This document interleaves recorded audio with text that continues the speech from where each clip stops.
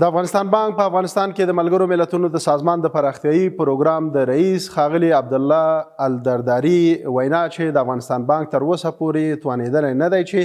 د دې سازمان 115 میلیون امریکایي ډالره په افغانۍ مبادله کړي په کلکه ردوي. یاد مبلغ تر اوسه پورې د افغانستان بانک ته راجع شوی نه دی او د لا وضاحت لپاره څو موارد چې د افغانستان بانک او په افغانستان کې د ملګرو ملتونو د سازمان ترمنځ د بشرپاله مرستو د اسانتیاوو د لاسرسي لپاره پرې اجماع شوې ده د یادونې وړ بولو. لومړی،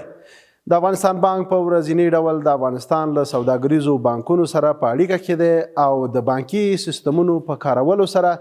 د دوی وارده اسعار په افغانۍ مبادله کوي او همدا ډول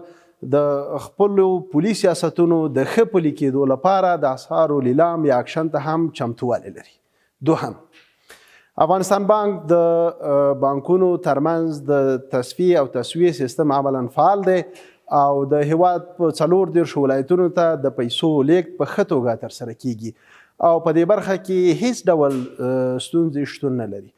همدا ډول چمتو دی چې بشرپاله مرستې هم د هیواد 34 ولایتونو ته ولېږدوي. دریم، د افغانستان بانک د تمرکز د لمنځه وړلو د خطر د مخنیوي په موخه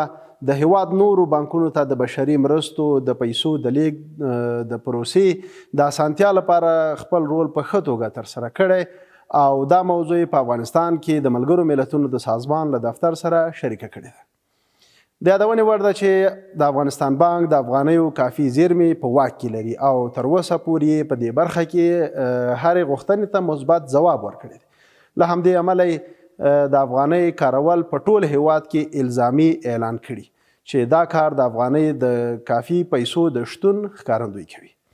د افغانستان بانک د ښاغلي عبدالله الدرداري د ناسمو او شخصي څرګندونو په تړاو چې دا دویم ځل دی دا ډول څرګندونې کوي په افغانستان کې د ملګرو ملتونو د سازمان دفتر ته خپل رسمي اعتراض تسلیموي